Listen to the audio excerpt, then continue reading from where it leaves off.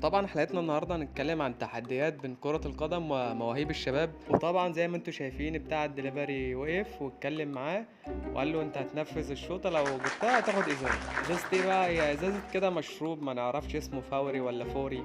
طبعا ده كسب ازازه كده بالحظ لانه فتح الورقه لقى ورقه لحم، بدل ما يقول له انا عايز ازازه كذا قال له انا عايز ازازه فوري.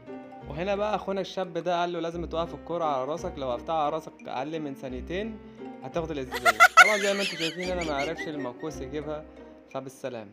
وهنا عم الحاج ده وقف قال له لازم تشوط الكرة وانت مغمض. طبعا ده لابس النضارة، نايس. طبعا اكيد شايف الكرة وكسب بالحظ كده بالفهلوة. وطبعا سوء الحظ عارف نفسه، صاحب التيشيرت الرمادي ده جاي يفتح ورقة اللاكي لا حظ سعيد في حلقة القدم،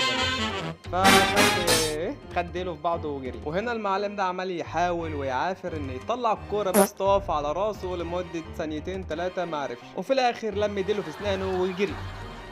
وطبعا هدول 3 بنات بس جت تشوط الكوره طبعا جابتها في المنور والمفروض تمامها المطبخ. ما علينا، بعد كده نكمل التحدي بالعصير الجميل اللي هو جابه ده. طبعا زي ما انتم شايفين ال3 مستنيين ال3 على الاقل يرطب المعده في الجو الحر اللي احنا شايفينه ده. والله مسابقه جميله وتحدي جميل من شخص جميل، وان شاء الله في المستقبل باذن الله هنعملها. احنا اخدنا الفكره وان شاء الله هنطبقها في المدينه بتاعتنا في القريب العاجل باذن الله. ونرجع لموضوعنا تاني. وطبعا عم الحاج ثبت الكوره وشاطها بهدوء اعصاب، ولكن عدت ما بين الفلنكات. وهنا جت الاموره بتاعت اصحاب ولكن عملتها ونفذتها وجابت جون. دي بقى مش شباب المطبخ، دي تمام تروح تلعب كوره. وهنا ابو تيشيرت اصفر لعبها حلوه وجابها جون. يا سلام يا سلام، هي اللعبه حلوه بس التركيز في المطبخ. يا سلام يا سلام. وهنا اخونا ده اداها واحده كريستيانو رونالدو شكله ما كانش ليه نفس للعصير. وهنا مجموعه شباب طالعه من الدرس والمعلم ده قلع خضاره ولكن ضيع. هيجي هنا صاحبه بقى وياخد ببطار.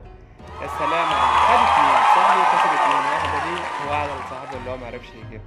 وهنا يبدأ نهاية حلقتنا بالطفل الجميل اللذيذ ده Ladies and gentlemen. اخر شطها. وطبعا زي ما انتم شايفين لو عجبتك الحلقة وطبعا هقول لك ما تنساناش باللايك والسبسكرايب، بس اهم حاجة يكون من القلب.